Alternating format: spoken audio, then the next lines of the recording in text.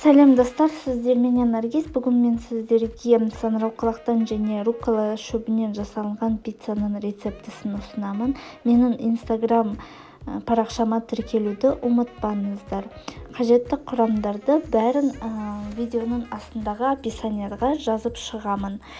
Сол жерден қарай аласыздар.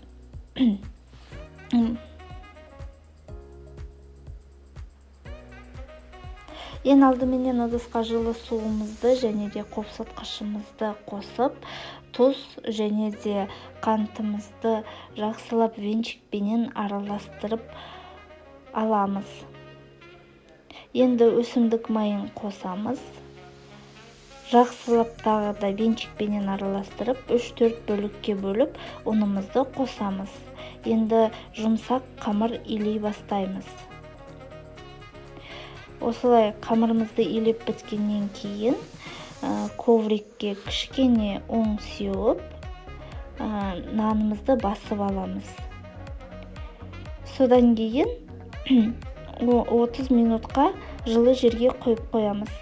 Әзірше соусын дайындаймыз. 1 ас қасық майонезбенен 1 ас қасық кетчупымызды қосып, жақсылап араластырып аламыз. Содан кейін осылай нанымыз көтерілгеннен кейін пергаментке кішкене ұн сеуіп, видеодағыдай көрсетілгендей жасап шығамыз. Енді соусымызды жағып шығамыз. 2 ас қасық қоссаңыздар жеткілікті болады. Енді кесілген саңырауқұлақтарымызды салып шығамыз. Өздеріңіздің қалауларынша өзгертсеңіздер де болады, салмасын. Енді оливкаларымызды қосамыз. Содан кейін руккола шөбін үстінен саламыз. Енді ірімшігімізді қосамыз. Мен моцарелла ірімшігін қолдандым. Енді 15 минуттай 180 градуста пісіріп аламыз. Келесі қамырымызды солай жасап шығамыз. Соусымызды қоямыз. Салмасына мен қызанақ қостым.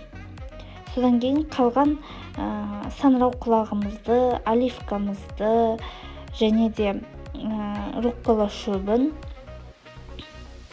ірімшігімізді салып шықтық. Осы пиццамыз дайын болды. Суытып жей берсеңіздер болады. Міндетті түрде жасап көріңіздер. Сау болыңыздар. Менің YouTube каналыма тіркелуді ұмытпаңыздар.